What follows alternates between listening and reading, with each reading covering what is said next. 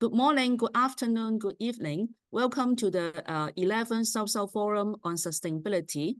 Today, this year, the theme is the health and the road to sustainability. And this webinar, we will have 4 speakers from Italy, Congo, China, and India. My name is Jadi Sichoy Margaret from Global University for Sustainability. And now let me introduce today's moderator first. Professor Teng Wei, she graduated from Peking University, is now a professor in the College of Chinese Literature of South China Normal University and the director of the Center for Contemporary Culture Studies at South China Normal University.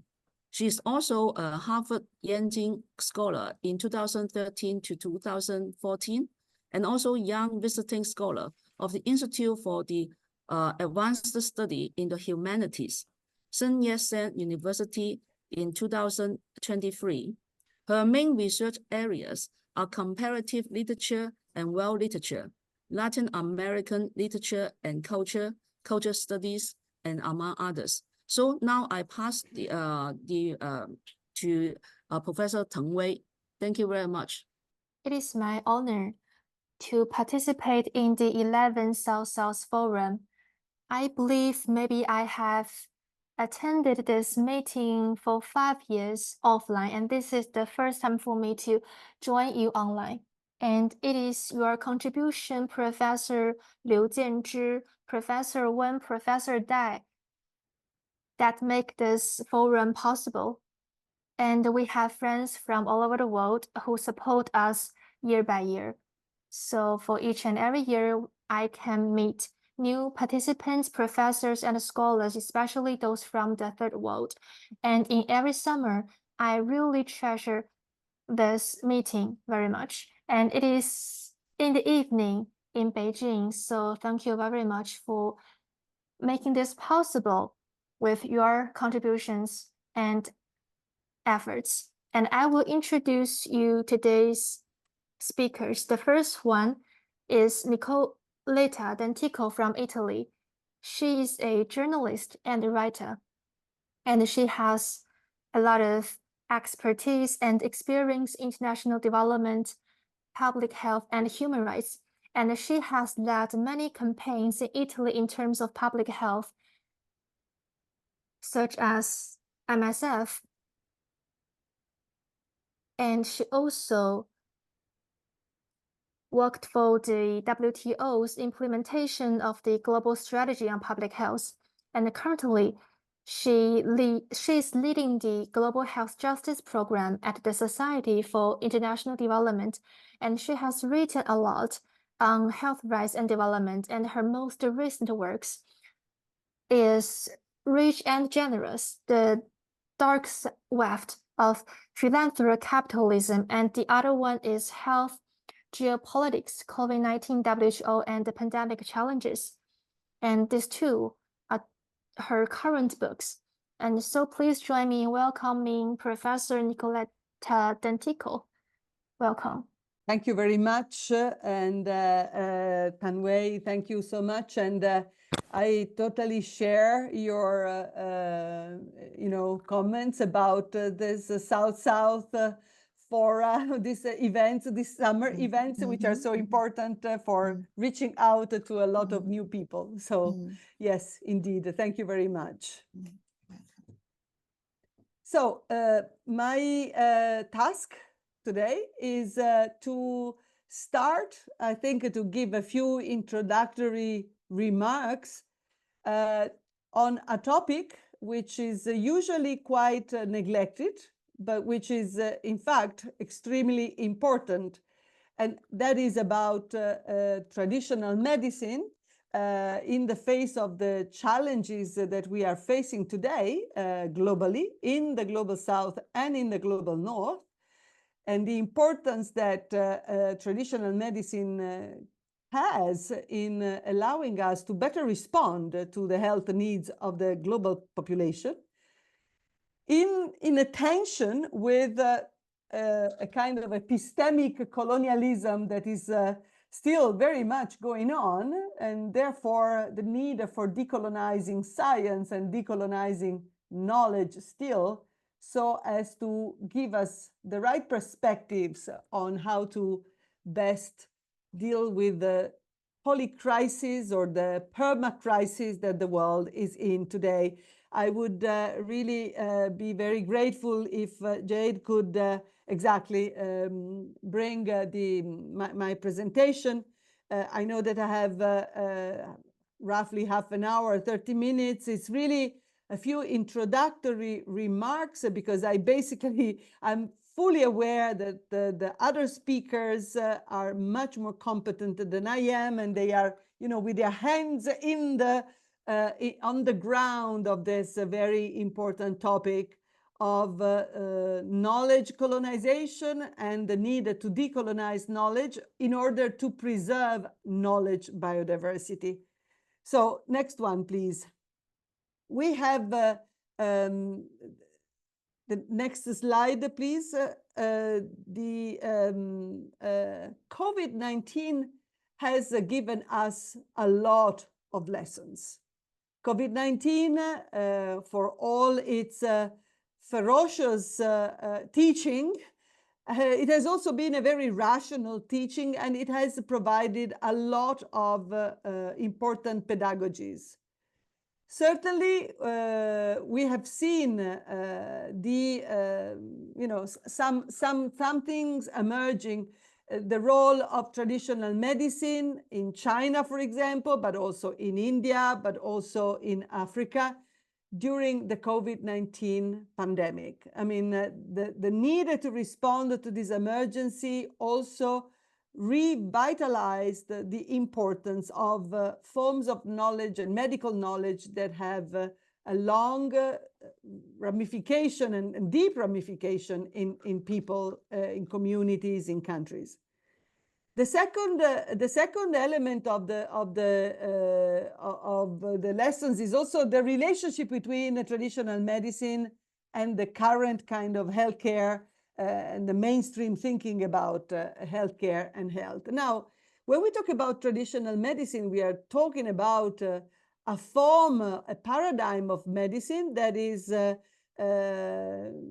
widespread. It's everywhere. It is a legacy of very ancient forms of knowledge, and also, I would say, archetypical forms of knowledge, which are more or less the same, or they have very similar principles, be it in Asia with the Korean tradition, the Indian, the Chinese tradition, but also in the Arabic world, but also in the African world. And I also would like to say in the European world, because Europe has an important tradition of medicine that is based on nature, it's based on herbs, it's based on the existence of tools that nature's offer us. So we're really talking about something that has always, all populations have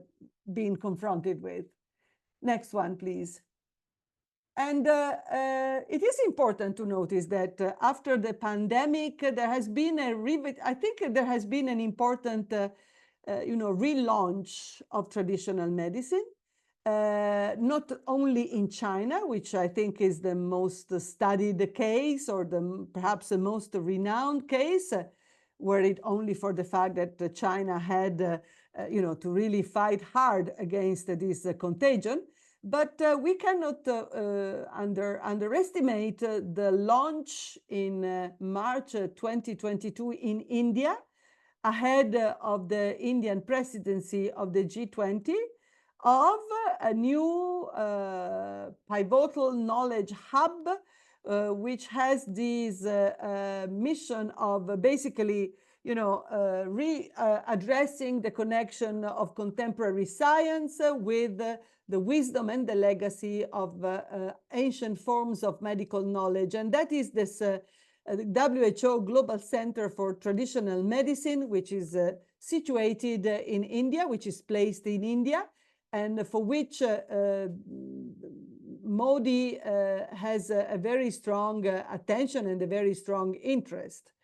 And if you also look at recent preferences of people towards, what is unfortunately called alternative medicine, that tells a lot. We are here with our moderator is a literary person, so she cares a lot for the use of words. And we will see immediately that, the idea of talking about conventional versus alternative medicine is perhaps already something that is a misperception. But anyway, even in this paradigm of conventional versus alternative medicine, we can see that the use of traditional medicine is not just something that interests India or Asia, like the Philippines or China, but it is something that is extremely widespread in Switzerland, in the United States, in France, in other countries of the global north. So there is a very strong revamping of the interest in the world for traditional medicine. Next one, please. And of course, yes, certainly China has done the greatest, I think, work, both in terms of operational approaches, but also policy approaches in enhancing and in promoting again attention towards traditional medicine. Traditional medicine, which, it's called alternative, but actually it has a legacy of thousands of years.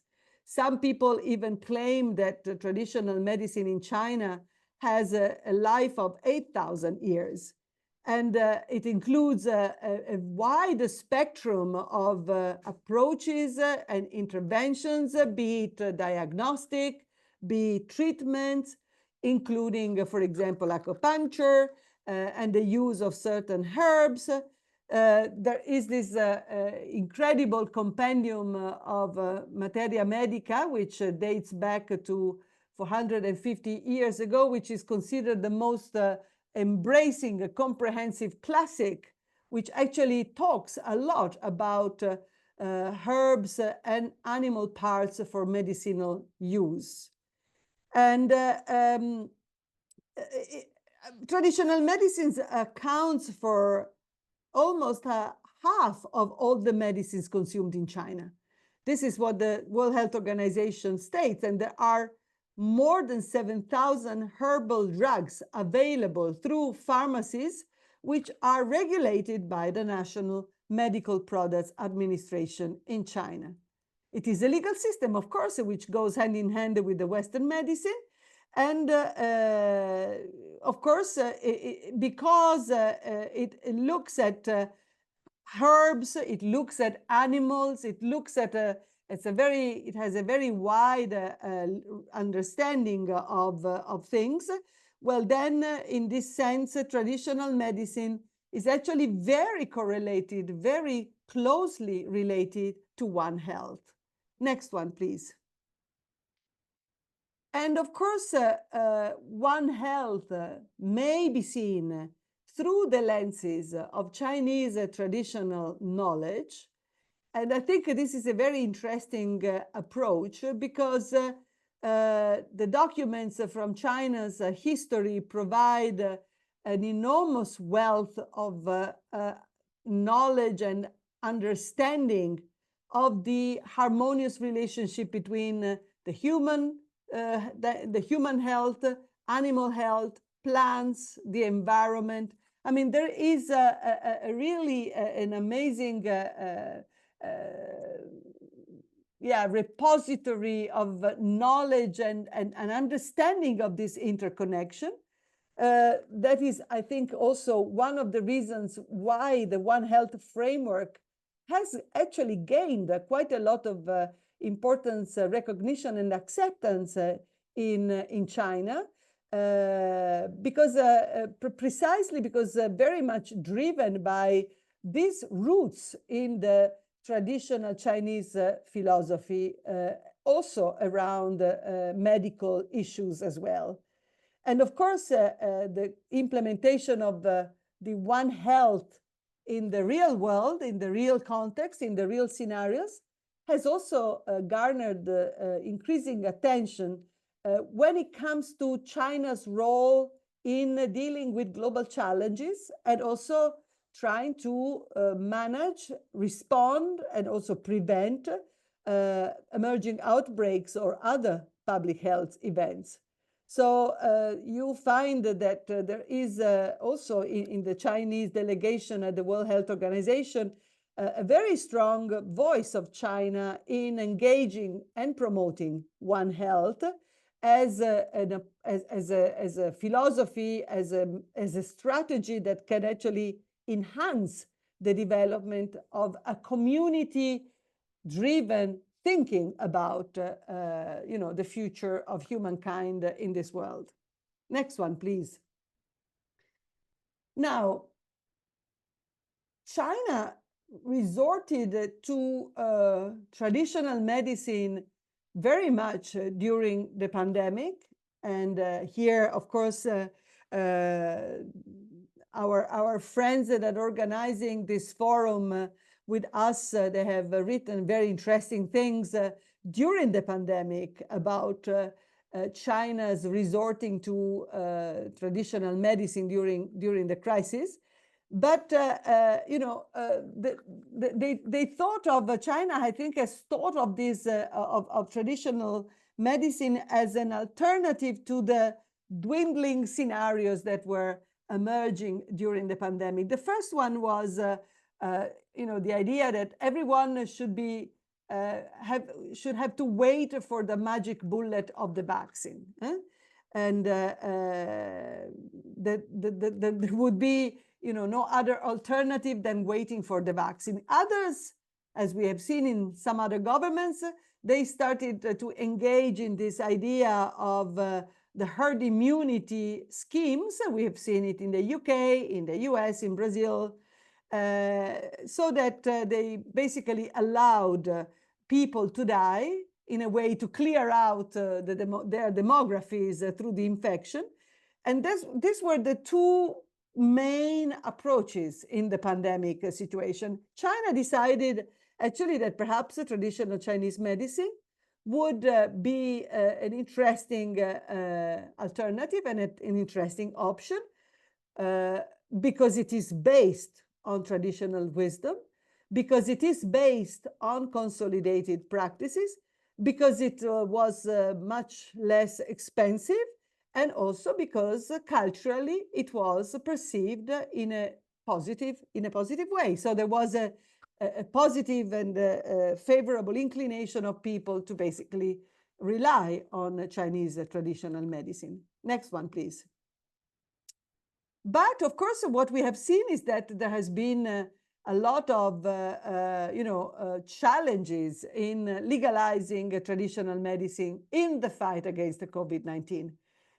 Now, I'm just giving here a few examples because the situation, for example, in Africa has been much more complicated, and we have our doctors from Africa. He may be able to explain it in greater detail, but China, India, and South Korea, they published traditional and herbal medicine guidelines during COVID-19, specifying the appropriate context, formulas, and use of traditional medicine to fight COVID-19. Some Western countries like the US, the UK, Australia, and Germany, they have regulated and also authorized the parts of the herbal medicines during the pandemic. On the other hand, countries like France have discouraged the use of traditional medicine during the pandemic because they thought that traditional medicine at a time of a very dire crisis could actually provoke bad consequences to health. The idea being that actually you need solidly proven positive effects of such a therapeutic use during the pandemic, which France did not think were enough. But actually, I think France ignored very much the positive effects that were used in or were actually produced in China and India. And also, the idea is, one of the considerations that we can overall make, and I think this has been very much featured in literature, observing the use of traditional medicine during the pandemic. Some of the shared conclusions are that, Western medicine should definitely be more open, more receptive, more capable of embracing the knowledge of traditional medicine, because there is a lot of observable substance in traditional medicine, which Western medicine doesn't yet want to consider. Next one, please. Now, there are several questions to be asked. And here, in fact, I'm using this, I'm replicating here in a broader sense some of the questions that one article that was published in the Development Journal in 2020 by our colleagues of the University for Sustainability are exactly those. I mean, are the claims of traditional medicine credible, and are they clinically proven? Another question is that what are the criteria to evaluate the effectiveness of traditional medicine? And if a traditional medicine is indeed effective, would this situation, would the effectiveness of traditional medicine help lift this body of ancient knowledge from the current situation of subjugation to Western medicine, to mainstream medicine? These are, I think, very important questions that we need to ask constantly 4 years after the pandemic. Next one, please. Now, of course, when we talk about, traditional medicine, which is effective, whatever its profile of effectiveness, it is clear that traditional medicine belongs to a completely different, if not completely diverging, medical vision and epistemic strategy and treatment methods if we compare it to the Western medicine. It's two completely, different and diverging representations of the world, if you want. Next one, please. However, now there is what we need to assess is the fact that there is a very crucial moment, because also, as we have seen during the pandemic and still today, even Western science, Western medicine is, in many ways at a crossroad. It has many challenges and many difficulties ahead of it. So the question is that we cannot analyze and tackle the issue of traditional medicine if we do not address the political economy of the subjugation that traditional medicine and these millenary traditions are still suffering when compared with the conventional mainstream medicine. I mean, the subjugation of basically a long political economy of enduring coloniality in the field of health, which was imposed on Asian and African societies by the Western colonial powers through their armies and missionaries. We know today, I mean, it's clear to everyone that views around health, international health, tropical medicines were basically built as notions that were basically used to manage diseases in the colonies that negatively impacted the colonizers' expansion. And basically, they started to think, the colonizers started to think about health because they wanted to remove any potential hurdle, obstacle to their access to strategic resources available in the conquered territories. The creation of tropical medicine, for example, and the institutes of tropical medicines in Europe and then in the US have triggered a lot of global health initiatives in research and development of drugs by the very few chemical industries at that time that have then become the big giants of pharmaceutical production.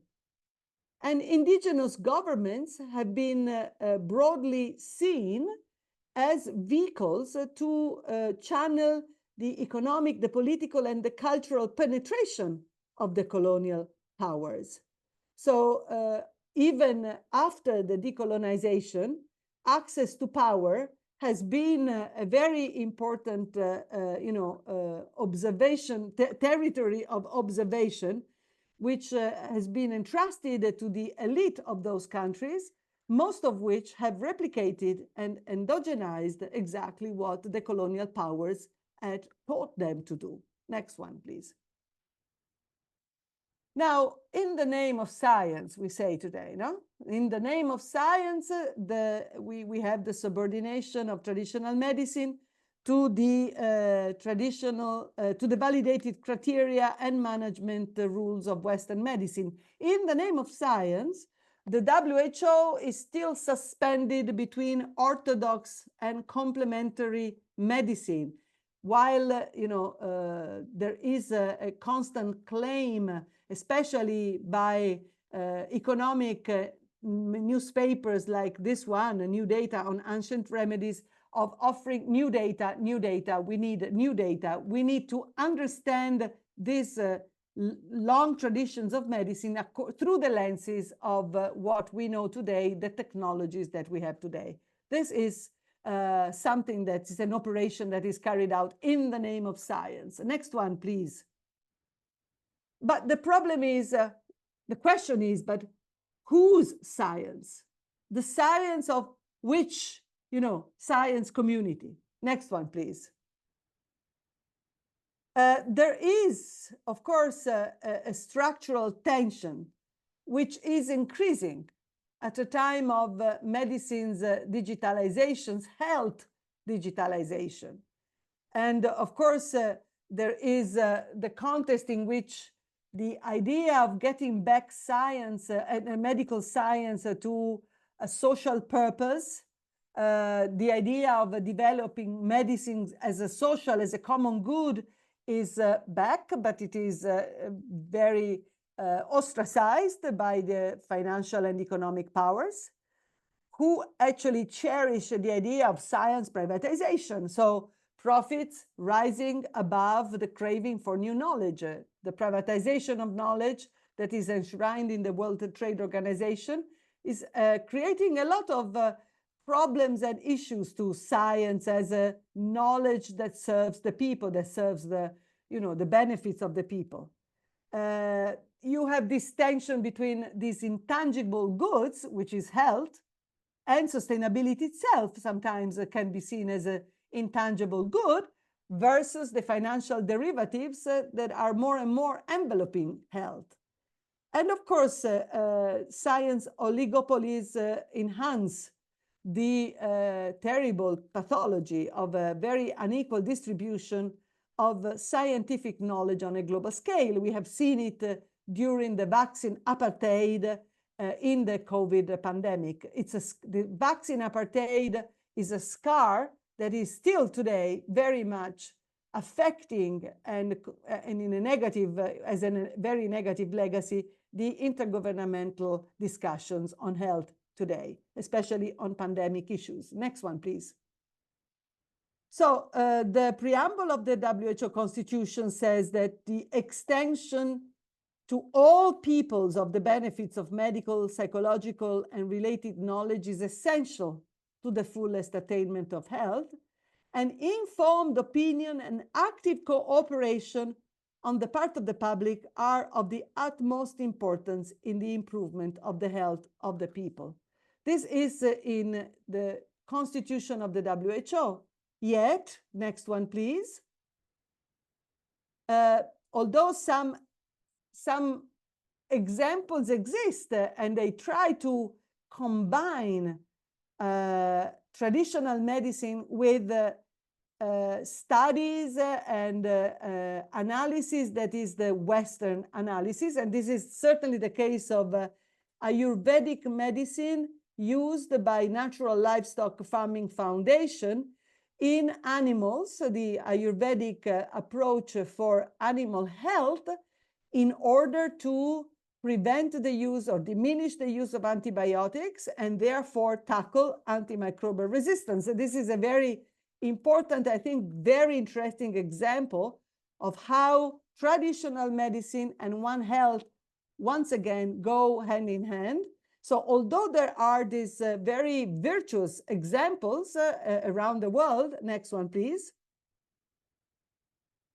there is still a very dire need to decolonize the global medicine research agenda. This is definitely a priority. Health is one of the areas where colonization has actually rooted so deeply in the discourse, in the political discourse, and of course in the medical practices as well. So we have some assets that we can use. We have China's use of traditional medicine during COVID. We have Africa's promotion of Artemisia in the fight against malaria in endemic countries as a kind of a sovereign approach to science. We have, of course, the important work that UNESCO is conducting on the right to science. And also we need, through this UNESCO activity, to understand that the world needs to liberate itself from the structural legacies of colonial thinking so as to guarantee scientific biodiversity as a real priority, as a real necessity. Biodiversity in nature goes hand in hand with biodiversity in science. And we have to overcome the educational and financial neglect of traditional medicine and grant traditional medicine the place it deserves, especially for its capacity to serve the One Health agenda. The tension, however, is that the market, the dominant hegemonic thinking of capitalism, is now looking at the industrialization and actually the use of traditional medicine, the standardization of traditional medicine as the way to go. So, and this is my last slide, I think we really need to face all these challenges, the urge, the understanding that the right to science is an important right to save knowledge, to preserve epistemic biodiversity, but also the tension with this very strong force of financial capitals towards industrialization and standardization and hyper-regulation according to Western schemes of a knowledge that has lasted for 1,000 years because it has been actually preserved in a very special way, and it has not been put into the basic trade and market arena. So I would stop here for the time being, and I thank you for this opportunity. I hope it's been useful as an introduction to the debate. Thank you very much. Thank you, Ms. DENTICO. I will give a comment after all the speakers have given their speech. Now let's invite the second speaker, Ms. Jade. Professor Jade Margaret is Associate Professor at the Rural Revitalization Strategy Research Institute, Southwest University, China. She is also a founding member of Global University for Sustainability and editor of the Global University for Sustainability book series. Her research areas include the Global South, ecology, rural communities, and cultural studies. She has been actively involved in the rural reconstruction movement in China for over 2 decades. Now let's invite Ms. Jade. Her topic today is revisiting the role of Western foundations in the medical system of Global South. Please, the floor is yours. Thank you, Professor Teng Wei. And I will focus on 2 Western foundations And they have two main natures. That means they endorse the private property and with a very strong profit motive. And some critics also mention this kind of capitalism as philanthropy capitalism.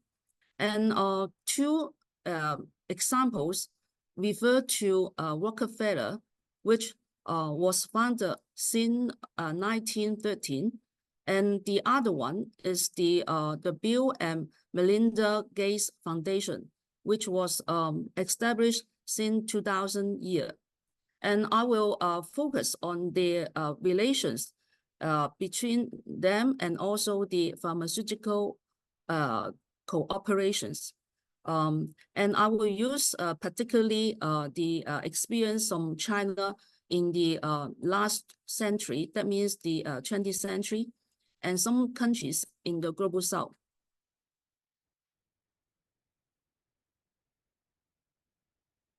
And in parallel to the philosopher Liang Shuming, he mentioned that Chinese history over the past 100 years is a history of rural destruction. And the last century actually is also a history of the destruction of traditional Chinese medicine. Its significance gains recognition only when alternative treatments and therapies are being sought to overcome the encephalitis B during the 1950s and to defeat malaria during the 1970s, SARS in 2003, and today to fight COVID-19. And in the picture, you saw those key members from the Rockefeller Foundation. They played the role of Great White Father, who has come to dispense knowledge on those lowly children in the developing or so-called backward countries. And during that period, in around 1920s, Rockefeller Foundation has monopoly over energy supply in China, and they control the supply of gasoline and oil, as is named as for the lamps of China, and they also put a lot of money to establish China Medical Board and building the Peking Union Medical College. And they also to put the Peking Union Medical College directly under the foundation and remove them from the missionary society control. And at the same period, in China, the Philippines, Latin America, the West Indies, Ceylon, Malaya, Egypt, and other countries, the Rockefeller Foundation International Health Commission organize, finance, and direct major campaigns against the hookworm. And also the scholar John Farley claimed that before the founding of the WHO in 1948, the IHD was arguably the world's most important agency of public health work, because between 1913 and 1951, the IHD operate in more than 80 countries. And according to the Rockefeller Foundation projects, what they want to achieve actually is to raise the productivity of the workers' ability, particularly in the developed countries. Second, to reduce the cultural autonomy and national economic and political independency. That means you completely submit to U.S. hegemony, and also at the same time, as I mentioned before, the Peking Union Medical College directly under the foundation, because it is conducted entirely by their own staff from New York and a local office in Peking. So in other words, acceptance of European and American medical theories and practice implied submission to the authority and superiority of these foreign cultures. And as Fanon points out, colonized people also view Western medicine as inseparable from colonization. That's what the Nicoletta argued as well. So how can we not to submit to Rockefeller and later the Bill Gates Foundation's cultural, political, and also economic domination is the utmost challenging questions in today's world. And I will give you an example how the traditional Chinese medicine was subjugated under the dominance of Western medicine system. Because in 1929, there's the so-called abolition of Chinese traditional medicine case. It was proposed by the Ministry of Health during the Republic of China in 1929. And the former dean of Rockefeller Foundation, Peking Union Medical College, and also former director of the Chinese Medical Association, Liu Reiheng, became the Vice Minister of Ministry of Health. So you can see how the Rockefeller Foundations had great influence on the government during the Republic of China. And the committee, the Central Committee of Health, proposed the audience of abolition of old medicine to remove obstacles to medical affairs.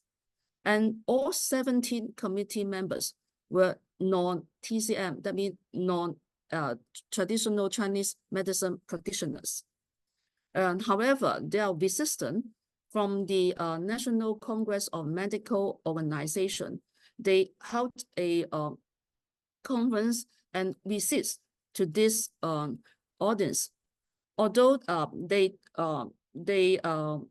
defend and preserve TCM, however, we find that TCM actually has become weaker and weaker over the past 1 century. And I will give you some figures. That means you can give a sense of how, why, or the TCM actually is weakening. For example, the number of Western medicine practitioners increased from 20,000 in 1950. At that time,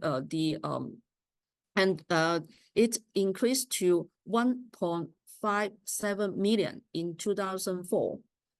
There's an increase of 70 times. In contrast, TCM practitioners were 270,000 to around 300,000 in 1950, but in 2004, there's no interest, there's no growth or no increase at all. And in 2017, the around 7.39% of the total medical practitioners were TCM practitioners. And in 2022, there's only 6.38% of the total number of medical practitioners were TCM practitioners. So generally speaking, it's less than 10% of the medical practitioners are TCM practitioners. And so now we are facing the problem is the under the Western medicine system, there's a refusal to respect or recognize TCM has a different system that has its own history, philosophy, approach, and methodology. By subordinating TCM to the validation criteria and management regulation of Western medicine, the soul and backbone of TCM are attacked. And during the pandemic, as Nicoletta mentioned, the TCM has a very successful to tackle the COVID case, and is not only effective but also inexpensive. And I give you an example. For example, the very famous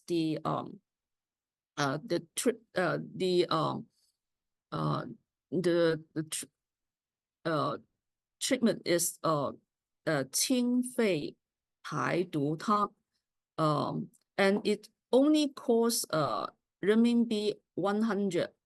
That means around US dollar $15. But when compared with Pfizer Paxlovid, it was 530. So that means it's at least 300 something times of the price of 清肺排毒decoctions. And now when in the 21st century, the Bill and Melinda Gates Foundation largely replaced the Rockefellers, has become the top one or top second of the private foundation and support or many health programs. Of course, a lot of problems in the world. And they, for example, in WHO funding, nearly 10% comes from the Gates Foundations, and Gates Foundation responsible for over 88% of the total amount donated by the foundation to the WHO. So you can see how it has a very great dominance in WHO decision making. And according to the latest published the report, 8 of the 15 scientific members of the WHO Strategic Advisory Group of Experts have declared, as they are obliged to do by law, they have an affiliation with the Gates Foundation or other the giants of pharmaceutical sectors.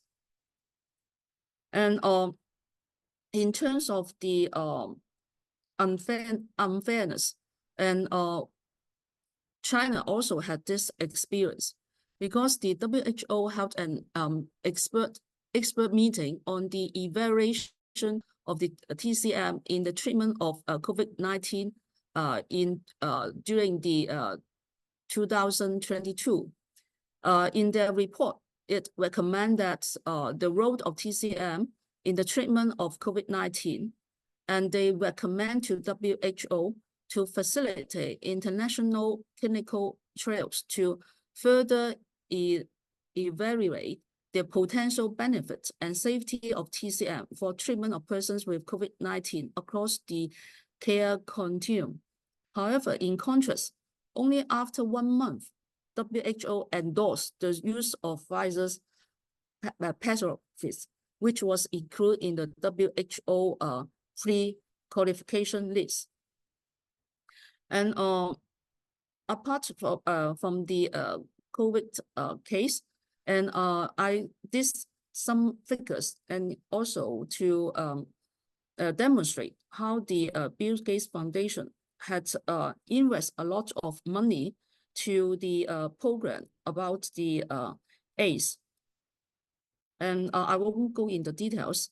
And I also to argue that there are very serious conflict of interest between the foundation, the Bill Gates Foundation, and also those the giant big farm company. For example, the foundations will through the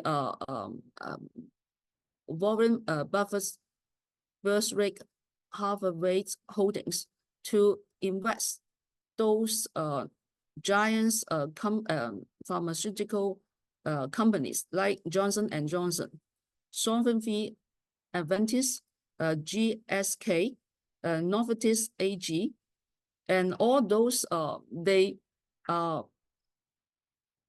are mainly, for example, the high-ranking executive or board member of the pharmaceutical giant, and then they become the key figures of their foundations. And both of them, they promote new drugs and make a lot of profits. And this figure will show you the Pfizer becomes the top one company. They just 1 year in 2022, they earned a huge amount of money. And in 2023, the Pfizer is still the top one. And then they the profits, they gain the profits, they even increased 19%. So you find that all top 10 farm companies, big farms, all come from the US, Europe, and Japan. And there's some critics already addressed this the conflict of interest between the foundation, WHO, and also the big farms. For example, in 2008, Dr. Harada Koji, he argued that the Bill Gates Foundation was steering debates on the best way to treat and combat malaria, privatizing only those methods that rely on new technology or developing new drugs. And also, the foundation provide grants to so many malaria researchers. It was nearly impossible to find independent, impartial reviews for project proposal. And I highly recommend this film, documentary, The Fever. And this is a very excellent film because it's talk about how the African local practitioners and doctors, they defend their local herbs and to fight against those profit-making pharmaceutical giants. And from their voices, they complain or they address the problem. For example, the doctor Richard Mukabana, he from Kenya, he declared that the research grant donors like the Gates Foundation have no interest in supporting community-based low-tech solutions and African scientists. And other pharmacologists from Uganda, Dr. Patrick Ova, he also point out that artemisium could save millions of Africans. However, the big farm stopped this local treatment and also pressured WHO not to use it. And he even pointed out that when I start this study about malaria prevention, I was warned by many people that I might get killed by those who profit from the drug. And so I have two concluding remarks.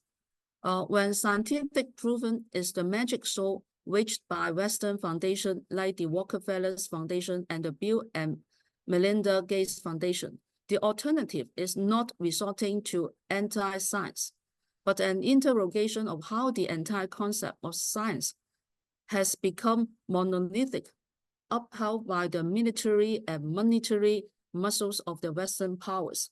So the universalistic idea of science comes to refer only to Eurocentric theories and practice, negating and demonizing other long-standing theories and practice. What also needs to be interrogated is the approach and methodology of modern science. COVID-19 provides an opportunity for grassroots efforts to engage in building an alternative social fabric to recover people's rights to healthcare and medical knowledge production. In the life and death struggle, more and more people becoming politicalized by confronting the problems of expensive Western medicine and commodified healthcare. It is also an opportunity for more people to revisit traditional Chinese medicine and to seek alternatives that value life over profit. So my presentation stop here. Thank you very much. So I will share with you my own insights and feelings about the previous two speakers' lectures. Actually, I think their two lectures are closely correlated with each other, especially for the first one. Professor Nicoletta has shared with us a lot of key notions. And all of those notions can be extensively spread into a long dissertation. But fortunately, we have our second speaker, Professor Xu Cui. She shared with us the practice of Rockefeller Foundation and Bill Gates Foundation, their practice in China. And today is my first time to know that their practice have been rooted in China's society for such a long time. And I am aware of their huge influence in China's health system. So I think your lecture is a supplementation and extension of the first lecture. So if I combine the lectures of you two, we will have a clearer understanding about what is the decolonization of healthcare. And as for DENTICO, her topic is about the decolonization of knowledge and the protection. She mentioned some topics that are very important. The first is that the traditional medicine is not only a natural circle, describing life from wane to thrive. It is also not a natural scientific process of the growth of life. In some sense, it has something to do with colonization, and it is the integralization of many political powers. And its track is written also by the ecological, military, and political power. It is somehow a violent mechanism of Western powers. And she described this process clearly. And it is impressive that we are very clear about the colonization today. There are many studies about the history, about the policies in the past. But right now in the 21st century, in relation to the health science, in terms of AI, in terms of all these topics, how should we look at the spread of these life science? How should we see the spread of this knowledge? Also, it is related to the distribution of finance and capitals. It is affecting the national policies, the risk assessments, or even affecting the education and the society. So in this process, as Ms. DENTICO mentioned, the science oligopoly is not only about science, it is also about finance, policy, or even military. So the relation between science knowledge and finance is very impressive for me and inspiring for me.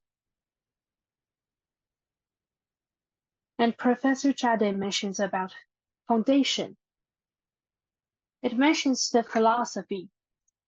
In the name of philosophy, it is also aims at finance and profits.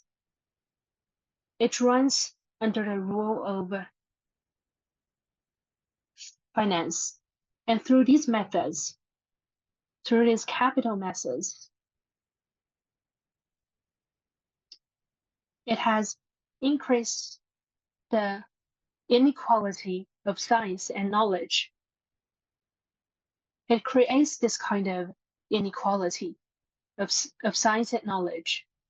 And as mentioned, the vaccines, who can produce the vaccines and who can have the case studies of COVID cases. So this is all capital monopoly under the name of philanthropy. So I think by combining the two speakers' insights, it is very inspiring for us to learn about this topic of health and sustainability. And both the speakers mentioned about traditional medicine. The traditional medicine in Africa, in Asia, in India, how can they develop in such a modern time, and how to resolve the problem of marginalization in this modern time. Indeed, the traditional medicines are falling, but the data is staggering. It's less than even 7% of Chinese traditional medicine workers. So in the past few decades, from 1920, since the activities of Rockefeller Foundation in China, till today, according to Professor Jade's study, in this process, even though we have ended the imperialism, we have embarked into a new China, but we are still infected by colonization and its negative legacies. And from the example of traditional medicine, we can see that there are still some negative effects of colonization.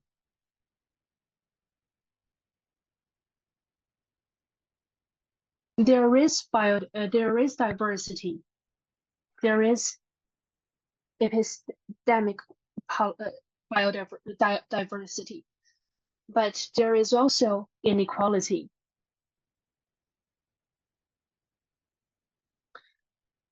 The different sounds, the different thoughts has been footnotes of the mainstream culture. So what we try to do is to spread traditional medicine culture to make it accepted by the mainstream voice.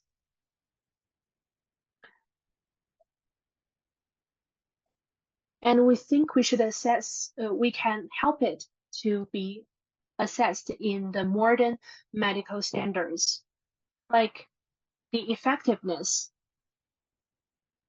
how to assess it in the modern standard. Should we improve the traditional medicine to make it acceptable in the modern assessment standard, or we build an assessment system of our own, only for the traditional medicine? Because in the colonized system, they do not recognize the effectiveness of traditional medicine for health or as a treatment. So in such a system, what should we do? So I think both the questions are very provoking for the audience. Should we change the traditional medicine, or should we build a system of our own? How should we spread the relevant knowledge of traditional medicine to the world? And there is also the method of combination of traditional Chinese medicine and the Western medicine. In today's world, Chinese people tend to go to the Western medicines. It's not that we don't believe Chinese traditional medicines. It's that we are born in this modern education system where Western medicine is more proved in the modern science system. So how should we recognize more about the traditional Chinese medicine, especially in today's education?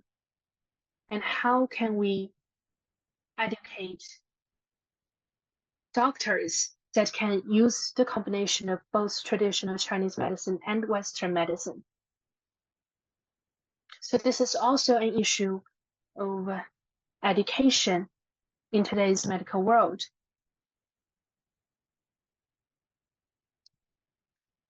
It's not only about getting rid of the Western medicine's influence, it's also about self-evolution. So here I have a question for Ms. DENTICO. You have mentioned the word One Health, but I want to know more about it. We have concept like One World. Is it similar to such a concept? Is it utopian, or there is a concrete ideas, frameworks, or practices?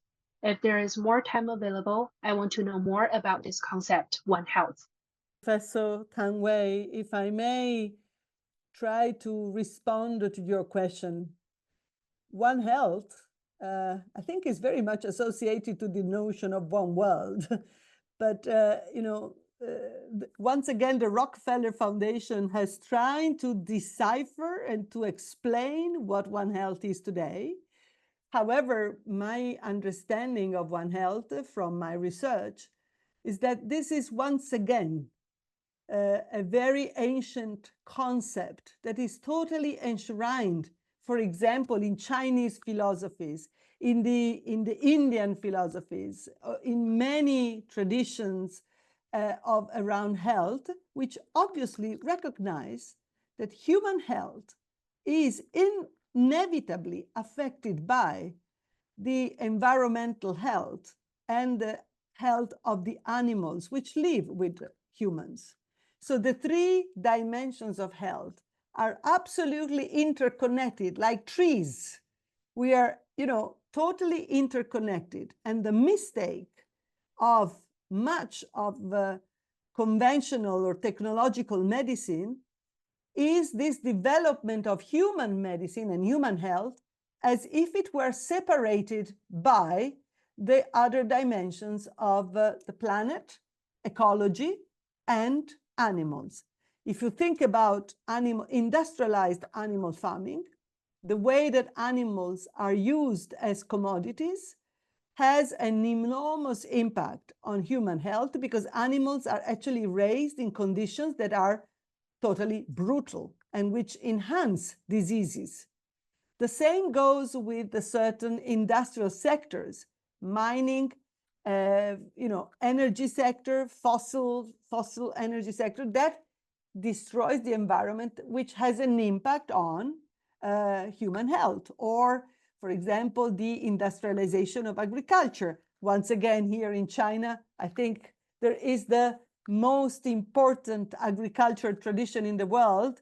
According to an expert, actually we have a commonality. The Chinese agriculture and Italian agriculture have the most advanced knowledge in how to combine nature and human history, human development. So if you destroy these paradigms, if you actually destroy this ancient understanding of these connections, well, then you're going to create pathologies.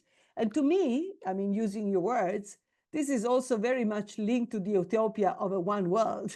We are all absolutely interconnected, like natural beings are, natural sentient beings are. So we should liberate ourselves from this anthropocentric vision that we are, somehow superior or, separated from the rest. That's what One Health is all about. Unfortunately, the interpretation that we are getting about One Health today is very linked to what you mentioned, artificial intelligence and surveillance, which actually is not exactly what we need.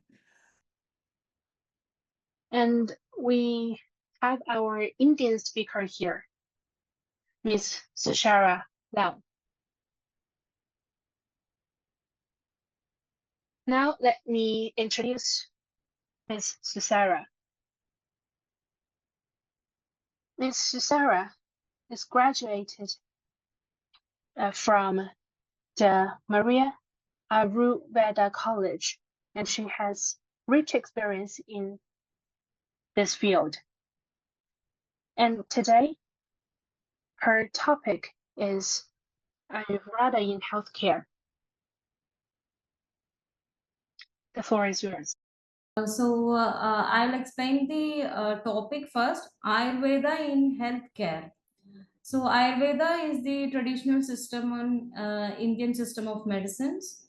And how can you utilize Ayurveda in healthcare in the preventive aspect? That is what I'm discussing today. So Swastha Vritta, Swastha is health and Vritta is the practices or habits to be practiced by a healthy individual for preventing diseases. So this branch of Ayurveda, Swastha Vritta, comes under the preventive and social medicine. And myself, Dr. Tushara Lalas, I am a graduate in Ayurveda and postgraduate in the anatomy, which is a subject in curriculum of Ayurveda. Then PG diploma in child, adolescent and family counseling. I'm presently working as associate professor in the MGR University, India. Coming to the next slide. So this is the introduction slide. As you can see on the side, there is a candle shown with 3 terms written on that: Vata, Pitta and Kapha. So these we call as the 3 humors or 3 doshas in our body. So these Vata, Pitta and Kapha, 3 vital humors are present inside our body. And Vata is for movement, all kind of movements that could be correlated to the nervous system activities, that all is included under Vata. And Pitta, as the diagram shows, it is the fire, which is responsible for the metabolism, the digestion, and all sort of tissue development and excretions, everything. So that is coming under Pitta. And Kabha is, as the candle is shown here, that is the body or the structure or the element in which the Vata and Pitta are acting. And these 2 doshas in turn helps in nourishing our body. So these three doshas are the basic elements according to Ayurveda in our body. So introduction, all the Ayurvedic scriptures have emphasized bala. So the next one more term which is coming here new is bala. Bala means body strength, the strength of our body. So Ayurveda says that if you have body strength, that is the fundamental basis for health. Means you are healthy when you have strength. So bala is very much essential for your health. And the slogan is Baladhishtanam Arogyam. What is responsible for Arogya? Arogyam means health. And what is responsible for the health? Bala or the strength is essential for the health. Body acquires strength when the tissues are in healthy and nourishing stage. So when we call a person is healthy, he should be having really good nourishment and good growth of his tissues. So tissues and organ systems all should be structurally and functionally normal, and he have good nourishing stages in his food habits, in his exercise, in his sleep hygiene, all these and lot of many points which should be included for the nourishment. All that when incorporate together and the tissues are developing healthy, we call a person healthy. So according to Ayurveda, bala or strength is equal to health. Strength is health. And how do you get the strength? The strength is you get from the physical or the mental or the emotional or the spiritual strength. All these aspects of strength are dependent on certain factors like diet, like exercise, like sleep hygiene and all. So that is the introductory slide. So we have discussed now 2 slides. The first slide is about Swasthamrita. Swasthamrita means how you can prevent the diseases in a healthy individual. In the next slide, we were discussing the 3 vital humors of our body, that is Vata, Pitta and Kapha. If these 3 are in homeostasis, there is health. Then in the third topic, we discussed what is Bala. Bala is the strength. So if there is strength to the body or to the mind or to the emotions or to the spirituality, so whenever there is strength, we call the individual is healthy.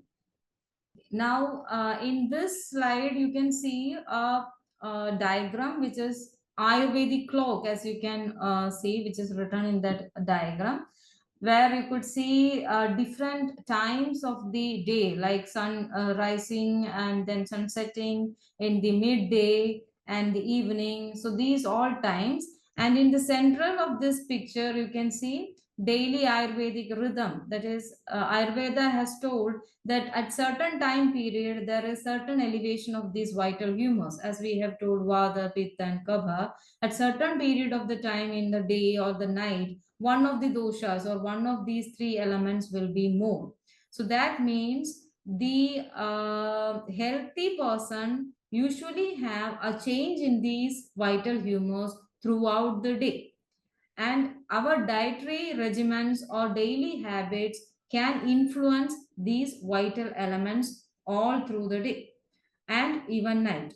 So now coming to the slide, Acharya Charaka has pointed out 3 basic pillars. So in the previous slide, we discussed that Baladhishtanam Arogyam, health means there is Bala, there should be Bala or strength. And then we discussed that Bala comes from the nourishing of the individual and the growth of the tissues. Now, Acharya Charaka is a teacher of Ayurveda, and he has told that there are 3 basic pillars for the health. You can say a person is healthy if these 3 basic pillars are met. That is called as Traya Upastambhas or 3 sthunas that supports the health and promote the bala or the strength. And what are these 3 pillars? Diet, sleep, and abstinency from the sexual drive. So diet, ahara, sleep, nidra, and abrahmacharya, that is abstinency from the sexual drive. So how these 3 factors are contributing to the health? So strict and orderly following these 3 basic pillars tend to develop healthy reproductive components. That is, the reproductive components of a person is called as ovum and sperm, or the seeds, which is necessary for fertilization and for a progeny. So when a person is really healthy, he will have a healthy ovum and sperm. which effectively fertilize, and the progeny will have innate immunity. That is, if the sperm and the ovum are healthy, then definitely the conceived child will be healthy. So we have to think about the health in a various aspect, like daily diurnal rhythms and the night.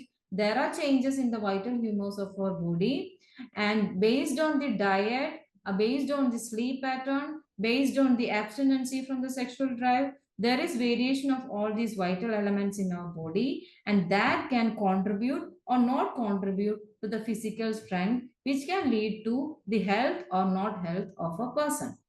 And if at all the person is ill, or if the person is healthy, then he will have a healthy sperm and ovum. Then the conception, you will have a healthy child, and the child will be more in prevention to the new diseases. So very much essential is the habits a person keep in his day-to-day life, that is in his dietary habits, his sleep patterns, and his sexual drives. Now coming to the next slide. Okay, here in this picture you can see how to live an Ayurvedic lifestyle in every season. Ayurveda has recommended different habits to be followed, like diets to be followed, or the exercises to be followed, or the abstinency to be followed in different seasons, like in rainy season, or in summer season, or in winter season. So all the 6 seasons, Ayurveda have explained about 6 seasons, and in all these 6 seasons, the detailed explanation of how you have to follow the diet, the sleep, and the abstinences have been explained.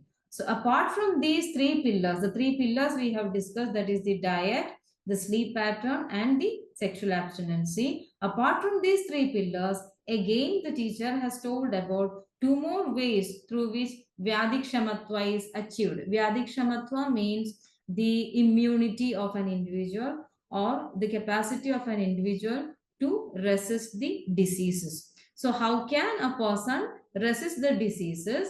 Apart from keeping the diet, the abstinency, and the sleep patterns, what other things can influence the health of the person? So the seasons, the variations in the seasons can help affect the health of the person. The medicines which he take for increasing the immunity, or the medicines which can cause the deterioration of his health, all this can affect the immunity of a person. So that is Kalaja, means seasonal variations, and Yukti Gruda means what all he is used in his daily habits, that is called as acquired immunity. So all these points have been mentioned in Ayurveda, like starting from the definition of the health, starting from how the 3 pillars are important in maintaining the health, and then the next that is how to gain immunity apart from diet, the sleep pattern, and abstinency. What are the other factors which contributes to the health? That is the seasonal variations of the body and his habits, and also the medicinal intake he is doing, or any sort of drugs or food habits which can cause him, give him more immunity or less immunity, that is called as acquired immunity. So we have mentioned about 3 immunities here now. Innate immunity, which is already hereditary, which is evolved from the parents. Then the seasonal immunity, which you gain by adjusting yourself to the different seasons. And then acquired immunity, which you get by taking medicines or taking different medicinal value products. Now coming to the next slide. So here this is just a quote from Socrates. It is a disgrace to grow old through sheer carelessness before seeing what manner of man you may become by developing your bodily strength and beauty to their highest limit. So he says that you should be healthy if you are careful. So carelessness is actually the cause for making you decrease your health. And Hippocrates has also already told old people have fewer diseases. So most of the old people, old age people, they have diseases, but they're fewer. Not many people have many diseases, but few diseases are affected in old age than the young. Compared to the young, there are only few diseases affecting to the old people, but these diseases never leave them. So here this slide is emphasizing about the careful, healthy living and how to increase your qualitative life. It's not just increasing the quantity period of your life. It's not increasing the lifespan of your life. It's about how to increase the qualitative living. So if you carefully plan your dietary habits, the sleep hygiene and the abstinency, apart from the seasonal or the immunity which is received from the seasons or the acquired immunity. So if you keep all these points in view, how can you really be healthy for a long period and increase your qualitative living? Now, again, there is a slogan here. Tatra abhyantara prano balam. So now we are going to explain the first word here, that is bala. As I have mentioned, this is innate strength, a strength which is already present in the person from the time of birth and by his dietary and all other habits. So tatra abhyantara prano balam. So balam is that which is derived inside our body, tacha ojo janidam, and it is also called as ojas. So bala, prana, ojas. These three terms are very important when you consider the immunity or the preventive aspect of a body. Bala means innate strength, which you derive from the hereditary factors and as well as from the diurnal activities of a person. Prana is the vitality, means how oxygenated or how well he is having all the bodily tissues formed and how active he is in his day-to-day activities. So that is prana. Then ojas is the vital essence of all the food or all the dhadus or all the tissues in his body. So if he is having the innate strength which is derived from his parents as well as from his habits, and if he have the vitality which he has made himself possible by his habits, and ojas by taking good nutritious food and also by hereditary. So all these factors if there, hence the body acquires strength when the tissues are in the healthy and in nourishing state. So all these slides are telling us that a person can attain health if he is having an innate strength, if he is vital, and if he is having all the vital essence of his tissues. So again and again, the health in Ayurveda is stressing on these 3 points, that is bala, that is the strength, innate strength, which could be hereditary or which is developed by the individual himself. Prana, which is the vitality or the oxygen or the HB component or anything that gives activities or active nervous system, active metabolism, anything that is very active, so that is prana. So all these things the individual can develop himself or else it is derived from his parents. Then ojas. Ojas is the vital essence of all the tissues. After the formation of all the tissues, whatever the essence is remaining, that is called as ojas. So, and that is in Ayurveda, it is ojas, but in modern, we compared it to immunity. So, immunity or preventive aspect of a healthy person depends on his strength, depends on his vitality, and depends on the vital essence of the 7 dhadus. Now in this slide, there is an image of like Ayurvedic daily routine. Like Ayurveda has mentioned when you have to wake up, what are the activities you have to do after waking up, and how much time you have to do the exercise, when all you have to take the food, when is the bath advised, and how the bath should be done, what are the seasonal foods to be included, and what should be avoided. How long a person should sleep. So many things, daily routines have been advised here. To perceive the body strength, the essence of 7 dhadus is rated, and for determining that of mind, the essence of sattva is taken into consideration. So here, how can you measure a person's health? So the acharya or the teachers are telling that if you measure all the essence of the bodily tissues, if your all bodily tissues are formed well or well formed, means well functioning. So the structure is good, then the function also follows good. So if a person is well formed and his mind is also having that innate strength, or he can cope up, or the mental coping mechanisms are very much healthy, then we consider that the person is healthy. So all the 7 dhadus plus the state of his mind or the mental state is also considered in health. This is the ultimate essence of 7 bodily tissues, starting from the skin, including mind, totally of 8 elements. So how can you say a person is healthy? If you consider these 8 elements, the 7 bodily tissues plus the mental status of a person, if you value and you assess, then we can say the person is healthy or not healthy. Here we can conclude that the essence from the first metabolic product from the food, that is the rasa dhatu, followed by, so these are the 7 dhadus according to Ayurveda: rasa, rakta, mamsa, meda, asti, majja, shukra. And if we have to correlate it to the modern science, it is like rasa is digestive essence or the digestive essence of the food or the plasma of the blood, then the blood itself or the hemoglobin content of the blood, then mamsa is the muscular tissue, meda is the marrow, bone marrow, red and the yellow bone marrow, asti here is the bony tissues, and majja is again the bone marrow tissue, and shukra is the seed, that is the sperm and ovum. So Ayurveda considers these are the 7 dhadus, the different bodily tissues, or 7, and plus the 8th one, that is the mind. So if these 8 elements are assessed and measured, you can consider a person is healthy or not.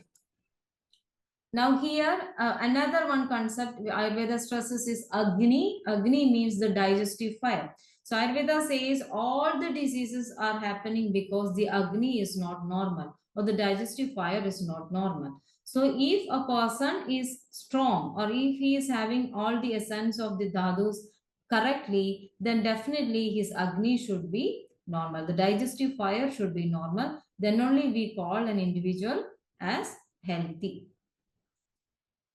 Now again the ojas, and I have shown a picture here. This picture is of ghee.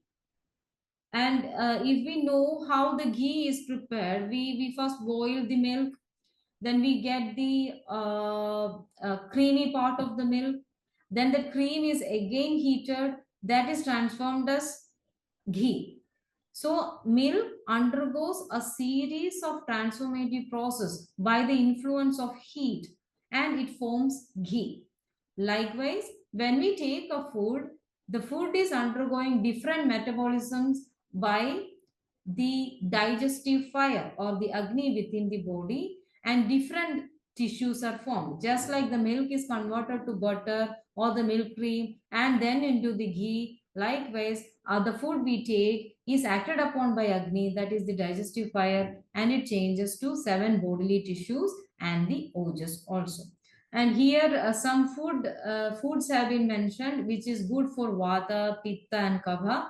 As I have told, we consider these 3 humors which is very much in balance, means the person is healthy. So what are the food which is required for keeping Vata in its proper place? What are the food which is responsible for the Pitta or the metabolism? What are the food which is helpful for the building, which is called as the building blocks of the body, Kapha? So all these foods have been mentioned in this slide. Now coming to the next slide. So here the image shows a person is lying down, he is sleeping. So this is the importance of sleep. And if you consider this sloga, Nidrayatam Sugam Dukkham Pushtihi Karshyam Bala Balam Vrishada Klibada Jnanam Ajnanam Jividam Nacha.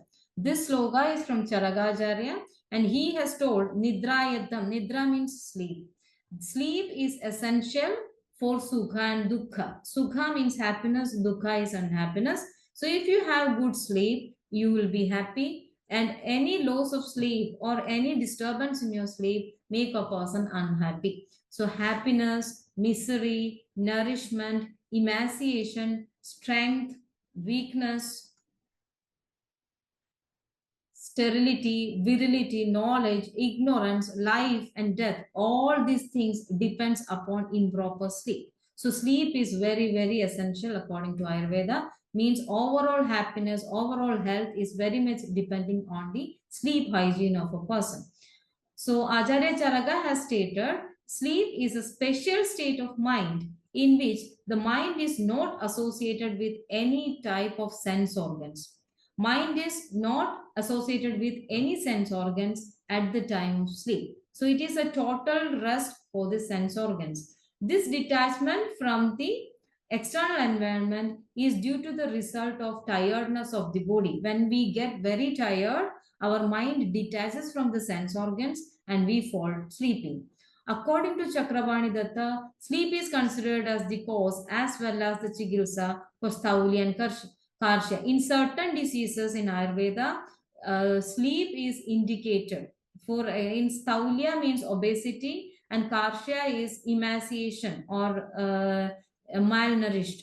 So in these two conditions, in obesity and in the malnourished conditions, sleep is advised as a treatment in Ayurveda.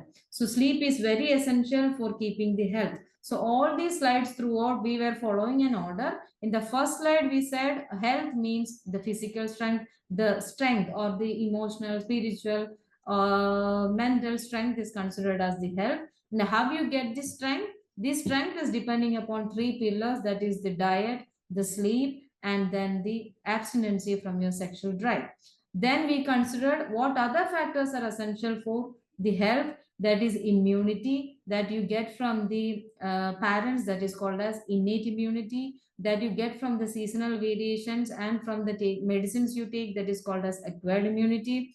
Then we came to the next slide where the three important concepts, that is Vada, Pitta, Kapha, and these Vada, Pitta, Kapha and how it can diurnal changes affects the health and also the nocturnal changes affects the health and what are the food habits necessary for keeping it in balance. Then we are coming to the Bala, Prana and Ojas. Bala is strength again, Prana is the vitality and Ojas is the immunity. So these three words or these 3 points are again and again mentioned here as part of the preventive health, that is strength, the vitality and the essence of our food. Now we are discussing about the sleep, and sleep is also invariably having its role in keeping a person very healthy.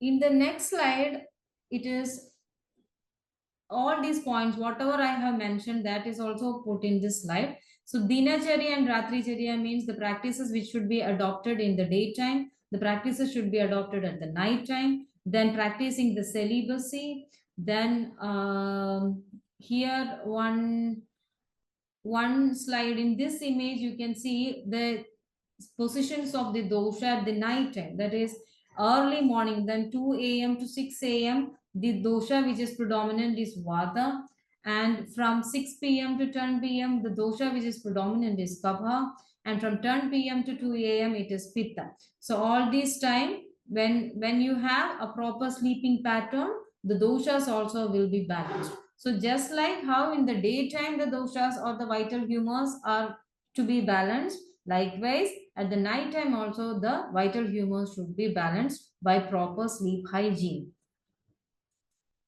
Now this is the modern concept. We all know immunity, that is genetic and acquired. Genetic means hereditary and racial. Acquired has active and passive immunity. The active immunity is again natural and artificial. Passive immunity also has natural and artificial immunity. Now the natural immunity again has subclinical and clinical. And artificial immunity is what we include under immunization schedule, that is the live vaccines, killed vaccines, and the toxoids. And again here in the acquired immunity, passive immunity, again natural and artificial. In the natural, which is transmitted through the placenta from mother to child, that is through placenta, and through the breast milk, the immunoglobulins, which is transmitted from the mother to the child. Then the artificial immunity here is the injection of the antitoxins and immunoglobulins. So this is modern concept. Just I'm mentioning only, that's all. Now coming to the Ayurvedic concept, Vyadhikshamatva means immunity, and we have innate immunity that we get from the parents by birth, and acquired immunity which we adopt by adopting through the season, through the diet, through the sleep, through the celibacy and all. And here through the season, whatever we are developing, that is called as occasional, and whatever the medicines or the food habits we conceive, that is called as suitably accepted, a suitable acceptance, and that helps in giving the immunity. Then periodic immunity and daily regimen. From the daily practices, whatever we are doing, we are getting immunity. So these are the subdivisions of immunization in Ayurveda, where it is from the parents to the child, or the person is acquiring it through the seasonal changes or through the medicines he is taking, which is sometimes periodical or age-wise and daily practices. Okay, now coming to the next slide. Now this is Arjita, that is acquired immunity, has been explained in detail. That is occasional practices or based on the season, how a person can get immunity. Then at a certain period of time, by taking some medications, how he can get the immunity. Or Nityagam, by daily taking certain practices, how he can maintain his immunity. And then Vayaskritam, according to age. Ritu Vibhajanam, according to the seasons. Then Dinacharya, day-to-day practices. Nishacharya, night practices. Sadachara, that is the good manners and the habits which a person has to follow to maintain a good mental habit or mental status. And all this has been mentioned here. Now, Yukti Gruda is really important here. Ayurveda has told how all you can get immunity apart from the diet, sleep, or the celibacy patterns, or how what else can be given. That is postnatal care. After the pregnancy, the mother and the child should be given very good care, and by giving certain kind of medicines and certain ovulation therapies and practices, that helps in giving you immunity. Then the child's immunization in Ayurveda has mentioned certain drugs to be given in certain patterns at certain ages, at certain timings for increasing the immunity. That practices should be followed along with the proper food, sleep and abstinence. Then Rasayana and Vajikarna, this is two important terms you come across whenever you mention Ayurveda anywhere. You come across these two terms, Rasayana and Vajikarna, means rejuvenation therapy. How can you prevent aging, anti-aging techniques or anti-aging therapy or in Ayurveda? Then post-treatment practices means after getting affected by a viral fever or getting affected by a certain chronic illness, what are the other things to be done by the patient after the treatment? So all these is very important. That comes under Yukti Kruda or acquired, and these are very much emphasized in Ayurveda, like the postnatal care, the immunization, child's immunization in Ayurveda, the proper food, sleep and abstinence, the rejuvenation therapy in Ayurveda, and post-treatment practices in Ayurveda. Now this is a pathogenesis according to Ayurveda, how a person becomes diseased. So I have already told the vital humors, Vata, Pitta and Kapha, that is called as dosha. It is called dosha because it can cause vitiation. Dushyanti idi dosha. Whatever that can cause vitiation is called as dosha. Vitiation means pathology. So anything in outside our body or inside our body that is responsible for a disease, that is called as dosha. So this is the causative factor. And what happens when the cause is entering the body?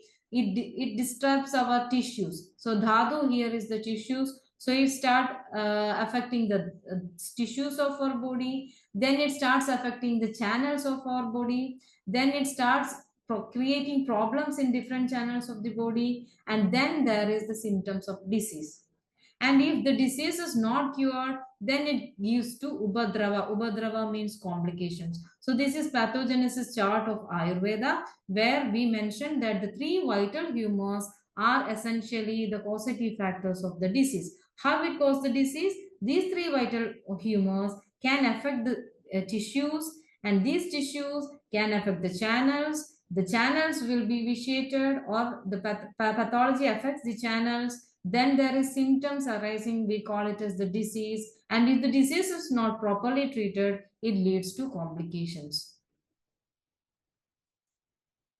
Now here in this chart, I am emphasizing the importance of Ayurveda as organic, it's herbal and it's medicine.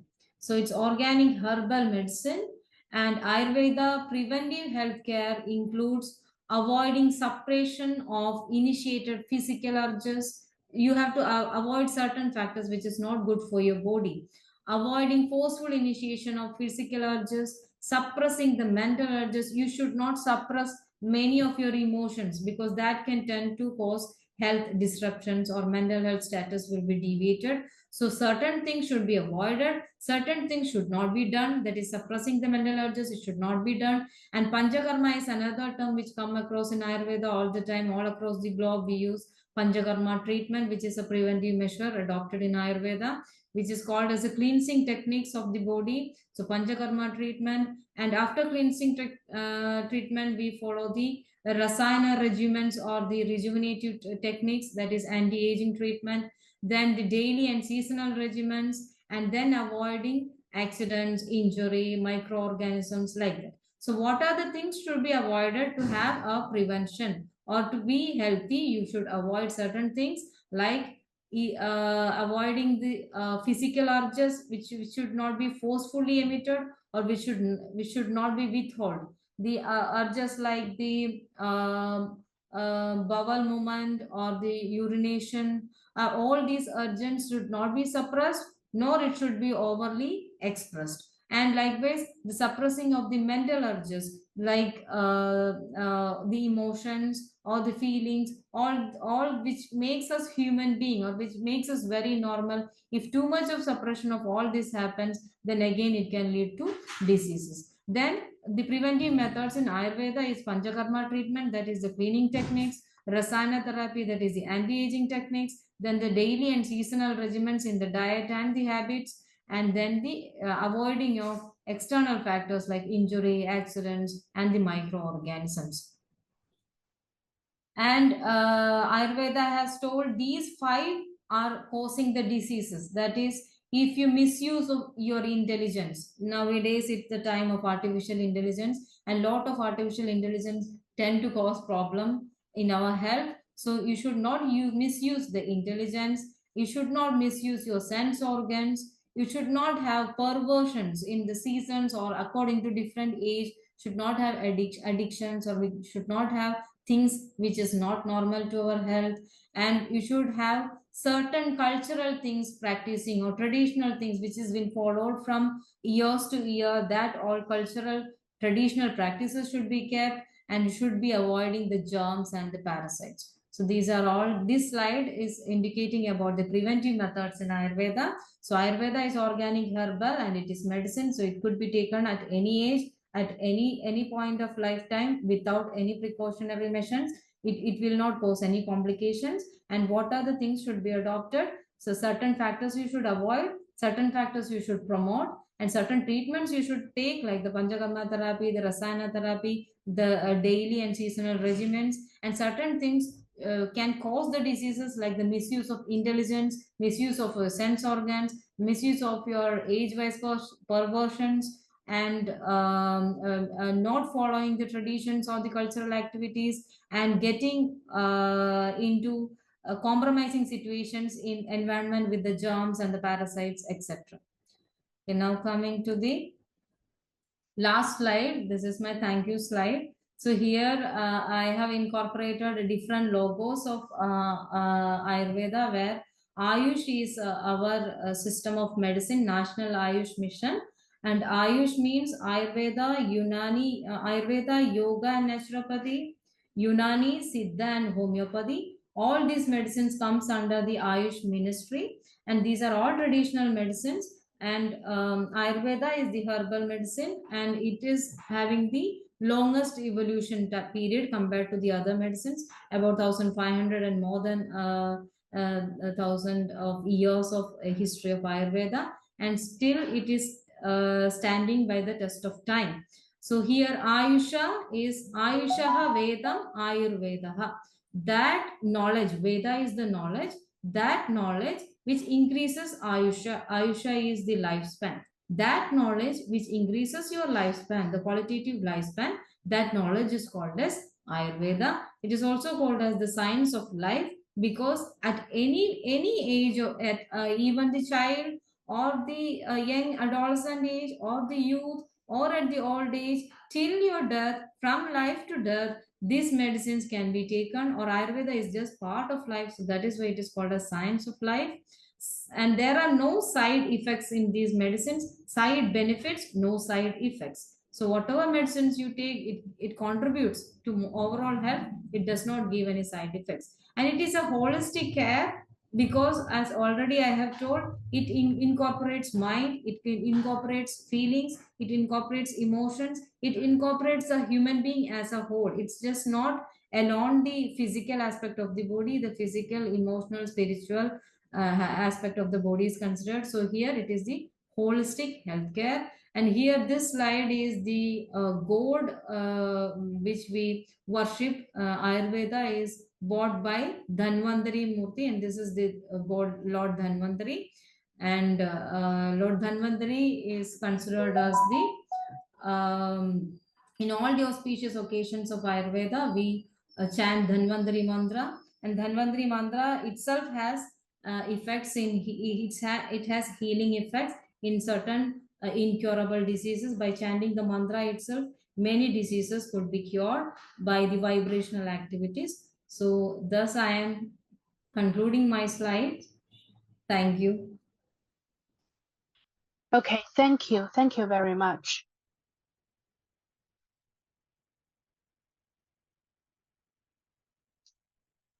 When I listen to your speech, I find it very familiar with many traditional Chinese medicine or traditional Chinese healthcare methods.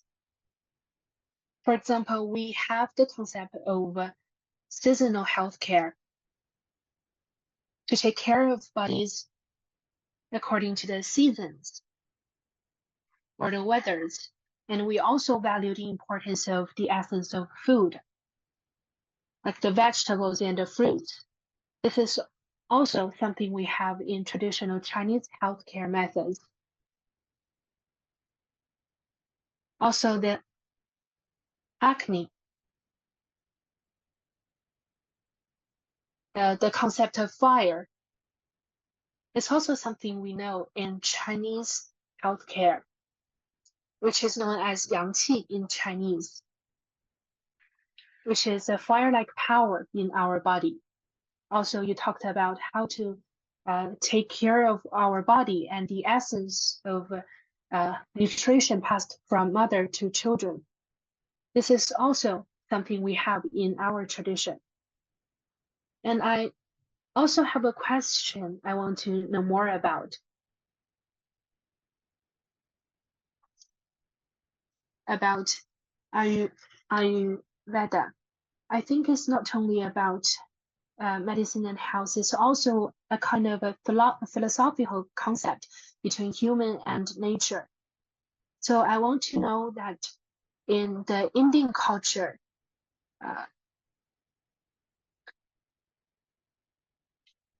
what's the relation between Ayurveda and the Western treatment and Western medicine? Is there any relations between these two? Can you give us some simple comments?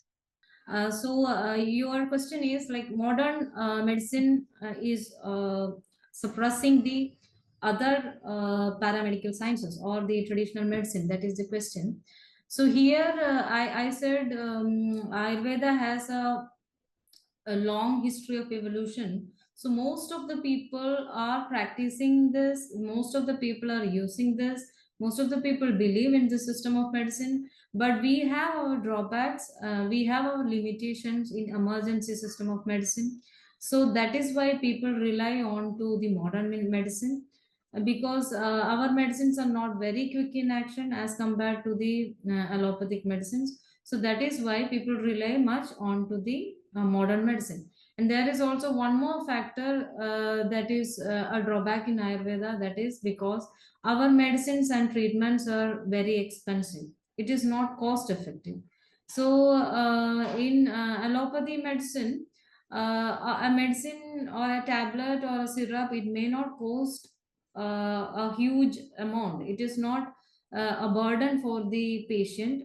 But when it comes to our system of medicine, it comparatively it's more expensive. So that is why people of lower social economic status tend to go more to the allopathic medication, tend to follow more to the allopathic medications, even though they know that Ayurveda is much better, even though they know that traditional practices are more healthier than the modern medicine. So that is one drawback that is happening here. Now, apart from the common people, if we come to the point of the health system or the ministry or the government support to the traditional systems, it is there is ample support from the Ayush ministry. As I have mentioned, Ayush ministry is a newly formed ministry which is supporting Ayurveda, yoga, naturopathy, Unani, Siddha and homeopathy. But it's an evolving ministry. It's a recent ministry, so all its protocols and the foundations are still yet to be evolving. But soon we may have a scope for Ayurveda for the lower economic status people as well. Just like all the people can cost effectively approach Ayurveda and have Ayurvedic treatment. So that is what is my personal opinion. And even the immunization, as my topic was about preventive medicine, and immunization and vaccination is much more supported in the allopathic medicine, whereas in Ayurvedic traditional medicine we don't consider giving an additional supplement like the injection of the bacteria or injection of the virus, and giving that immunity by injecting something into the body. That is not advised by Ayurveda, because Ayurveda says that any external thing or any foreign thing that is sent inside the body can disrupt your bodily tissues, and it can cause one or the other day problems. So it is not good to externally force anything. You should be susceptible to it, and slowly you should get habituated to it. So there is a gradual habituation that is mentioned in Ayurveda, other than just forcefully or injecting something into the body. So that is one point where Ayurveda is not so much into this vaccination and all, because gradual susceptibility and habituation is advised in Ayurveda. Apart from this cost-effective medication and lower socioeconomic conditions are actually leading these people to follow strictly more to the allopathic medication. I hope I cleared your question. I'm wondering if Senora DENTICO would be like to share with us the current situation of traditional medicine in Africa. Of course, I will not claim that I am vaguely an expert on traditional medicines in Africa, because this is absolutely not the case. But certainly, as you, Professor Tang Wei, said just now, listening to Ayurvedic medicine, you find many resemblances, many similarities with Chinese traditional medicine. And I think that many of these commonalities are also expressed in the African traditional medicine. We can say, I think, as I mentioned earlier, that traditional medicine is actually built on a universal wisdom that communities and populations that had a very strong relationship with the planetary health, with the planet, with nature around them, have developed, and with a very deep knowledge of interaction between our life on the earth and the earth. So this commonality, of course, is to be found very much in African traditional medicine as well. Well, if Professor Jade was saying before that the history of China is a history of rural destruction and the history of the destruction of traditional medicine, this can certainly be said in many ways about African traditional medicine, because African traditional medicine, in the name of poverty, in the name of development agenda, in the name of international cooperation and aid, has completely smashed traditional medicine. Of course, the traditional medicine is still used, were it only for the fact that in Africa, traditional healers and traditional medicines are the only affordable ways to access any therapy, any health support. So, and it is like the case of China and India and other cases, and it is deeply rooted in the cultural and in the perception of the people.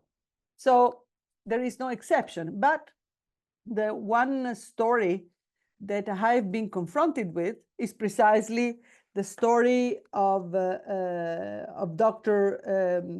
Jerome Munyangi Wankola, who was supposed to be with us today, because Dr. Jerome Munyangi represents one example of the African scientific community, which is trying hard to stimulate, to promote, to disseminate science that is based on African knowledge.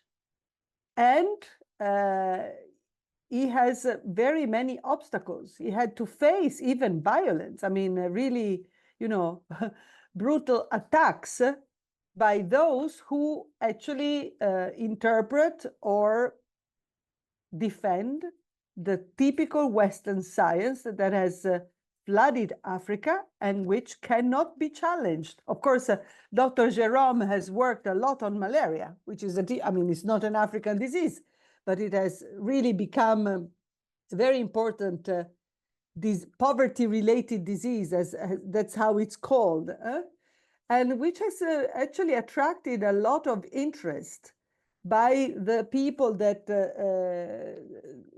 Professor Jade was mentioning before.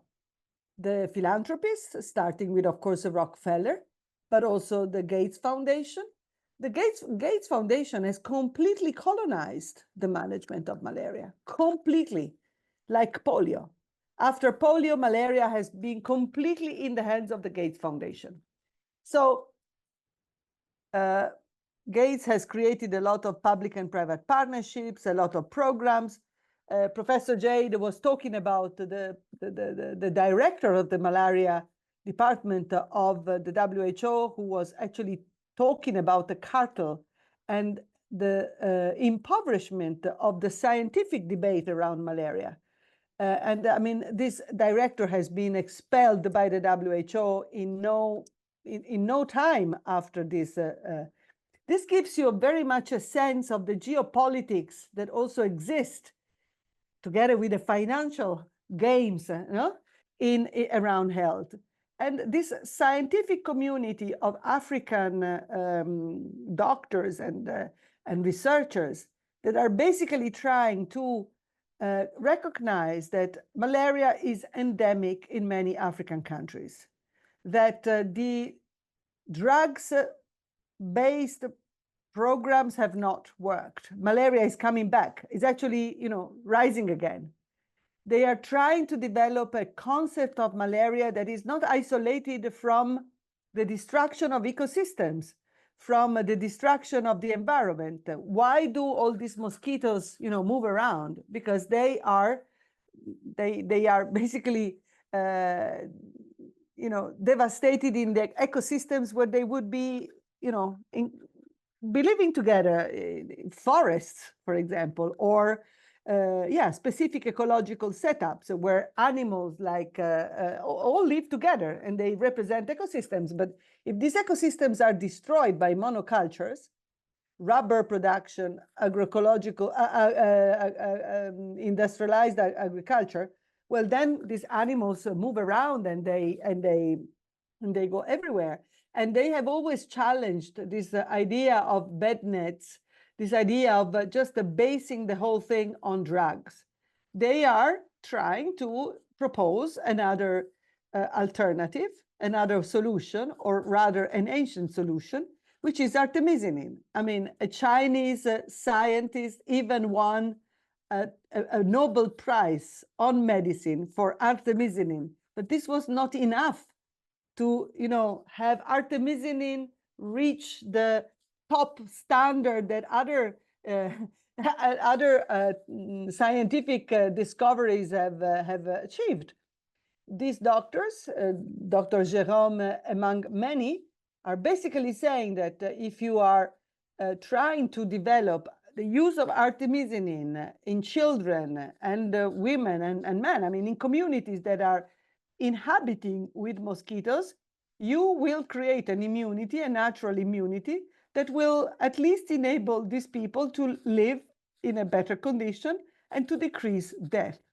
Now, this scientific hypothesis, which is actually grounded on data, on evidence, is perceived as a threat by the elitarian group of scientists that maybe have never been to Africa, but who in London or in US or in other places are basically saying that this is not the way to go. That this is actually the monotherapeutic use of artemisinin is not functioning. There is a danger. And, you know, of course, science and any therapy always requires, any approach always requires updates, requires evolution. Science is never static. I mean, I'm not a scientist, but my science friends always tell me that science is always an evolutionary, you know, dynamic. You discover something, but then even I guess even in Ayurvedic or in traditional medicine, there is always something that evolves, changes within the same circular systemic system of knowledge. And so there has been a very serious geopolitical struggle in many ways between this group of African scientists that try to self-determine science in their own communities and a very powerful elite of financial players and scientists who have actually jeopardized their work. This is to say what? And then I stop here because this is really the only example that I have been confronted with. The traditional medicine, which is very much looking at prevention, by the way, is something that goes against the main thinking of Western medicine today. Western medicine is not interested in prevention because prevention is not lucrative enough. It's not, you cannot extract profits from prevention. If you prevent, what's the point of having drugs? What's the point of developing that? You know, so traditional medicine is kind of needs to be contained because its vision, primarily focused on prevention, is problematic for them. Also, the idea that we have one hierarchy of science, that, you know, Western science is the one universal science, is for me one of the worst expression of this imperialistic way of looking at things. And we have seen it very clearly, even with the pandemic, during the pandemic, you know, the production of vaccines only in the hands of a very few. And also, let's face it, I mean, I'm now in this context, our vaccines, Western vaccines, are better than the Chinese vaccines, the Russian vaccines. You know, this contraposition, this use of medical tools to create a premises of a Cold War, which I think is really very, very silly, especially when you are in a health emergency situation. So medicines, traditional medicine needs to be contained because it is ontologically different and ontologically challenging the assumptions of extractive science as it is today. Second, if anyone wants to exercise its own scientific sovereignty, this is also dangerous. And therefore, what I feel and what I fear is that some of you, and I think yourself, were mentioning, Professor Tang, where you were talking about, you know, the relationship between traditional medicine and artificial intelligence, the relationship between traditional medicine and the forces, the financial forces that are operating today. How will this, you know, be managed, and what will be the results of these tensions? Well, this is to be seen. I think it's not a health game, it's a geopolitical game. But I think it is important now to actually, create a pressure on the biodiversity of science. First of all, because the world needs biodiversity of science, as I said earlier, to face the many problems that the world is enveloped in. Two, because science itself, if it is so closely associated with the very scrupulous private sector and with this idea of financial extraction, science itself is in jeopardy, is in a difficult moment, because people will not believe in science anymore. We will fear that this connection, this proximity between science and finance will do a lot of damage to science, to the evolution of knowledge. Third, because I believe that,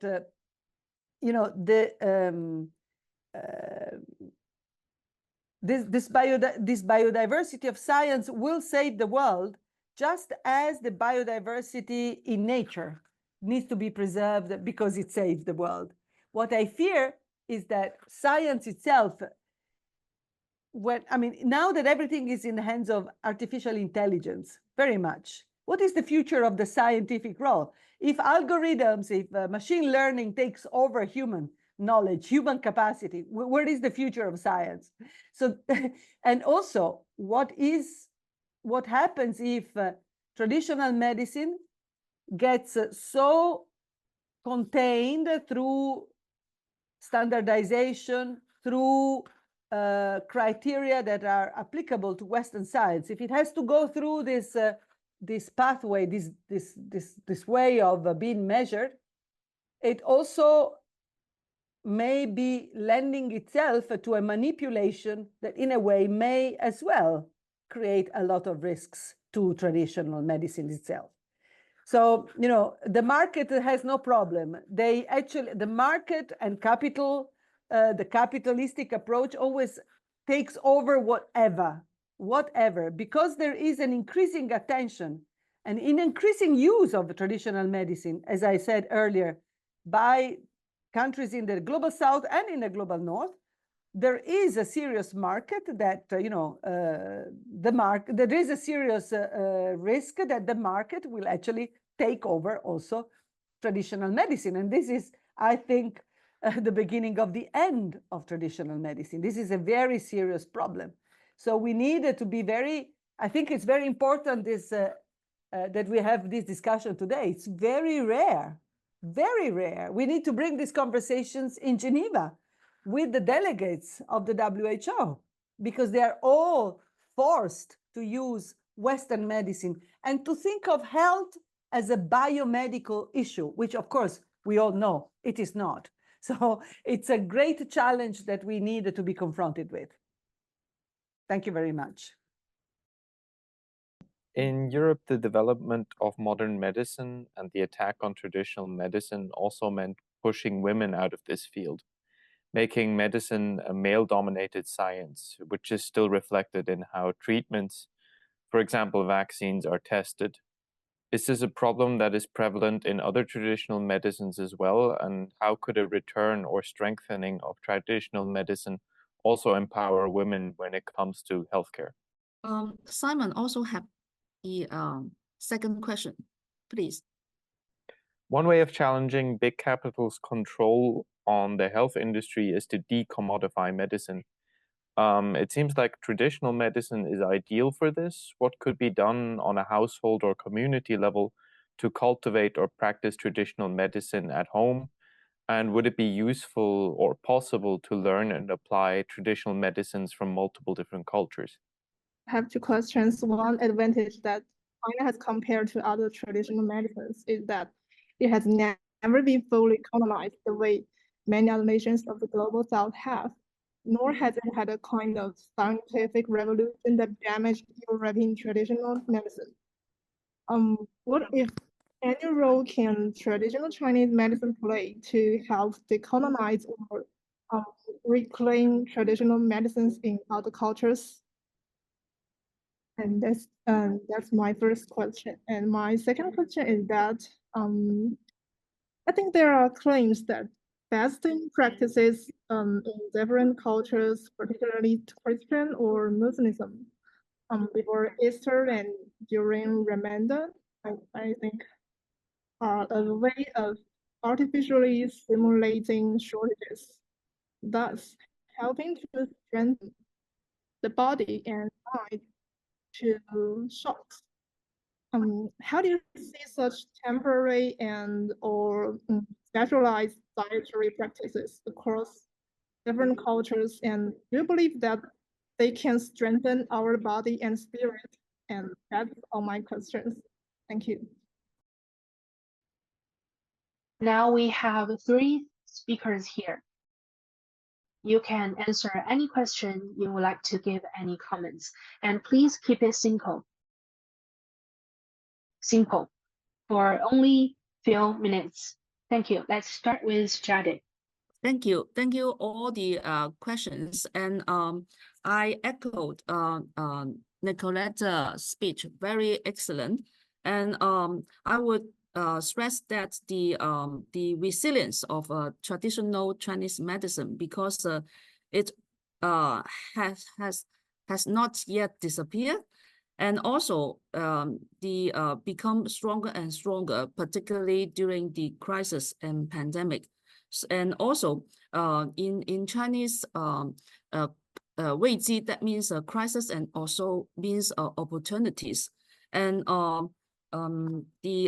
as you know that in the speech delivered by Dr. Tu Youyou to the Nobel Prize award ceremony, her speech is entitled "A Gift," a gift. So that means is the origin is come from the outbreak of the Vietnam War. So that means it's and also it's draw the traditional wisdom from our ancestor. So and in this today morning, Dr. Wen Jianmin also mentions the Chinese produced very effective and cheap artemisian drugs. It costs only around US $8, and it becomes popular in some African countries like Uganda, and I think maybe in Kenya too. And so, but we all know that it's not enough, because the big farm, the Novitas, actually, as you watch the documentary, The Fever, actually mainly control the market in Africa. So that means, we also learn from the experience from the what Nicoletta mentions, the local, the African local doctors and scientists try their best to defend their own traditional medicines. That means we the people from the global south should work together. And you know that the science, the Western science, the problem is the very exclusive. That means how can we defend the diversity and also dynamics in our knowledge production? So that means even we mentioned about Chinese, that means mainly it means Hanzhu, right? But we also have the other medicine system, like come from the minorities of tribal minorities, like the Tibet, and also Yaozhou. We have many emphasis and the different kinds of the ethics, the traditional medicines, and we also try our best to keep this kind of diversity within the so-called the Chinese community. And they also, we will have this kind of diversity. That means we also learn from them. And what kind means even the past 1 century is a kind of destruction, rural destruction. and then destruction of TCM, but it also becomes a very important task for us to regenerate the quote unquote the traditional medicine, and also the diversity of different traditional medicine in Global South. And you all know that now we are facing the wars in Ukraine, also in Gaza, and also we have very serious climate crisis. All these crises, that means we have to face very serious uncertainties. And the traditional medicines always has carried the characteristic, that means we have to face the uncertainties. Its innovative nature is come from the crisis. So I am very feel confidence and also optimistic. That means we believe in our the ancestor wisdom. So thank you very much. The first question is like women involvement in the traditional system. I don't think women is having a laid back attitude in the following the traditional system, but as the natural order, we know that females are not that physically or mentally capable in facing different challenges in different environments. So that may be the reason, but here in India, there is no such difference, and there is no gender difference in practicing traditional medicine. Here, both male and female, they practice it. They grow herbs in their garden. They incorporate in their day-to-day practices. Even there are many graduates and postgraduates from our field who are females. But of course, the other responsibilities like being a mother, mothering children, and other responsibilities of looking after the elders in the family. So these might have prevented them from coming forward into different platforms and fight for traditional medicine. But as far as I know, here in India, Ayurveda and all the other systems, as I said, Unani, naturopathy, Siddha, Homeo, everything, both male and female professionals are there, and they are equally promoting it. Thank you.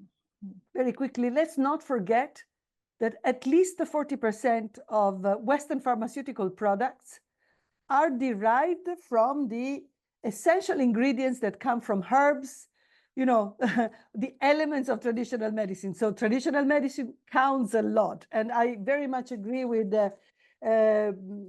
Jade when she says that this is the time, precisely this is the time to relaunch and rejuvenate and reaffirm the value, the quality, and the importance of traditional medicine.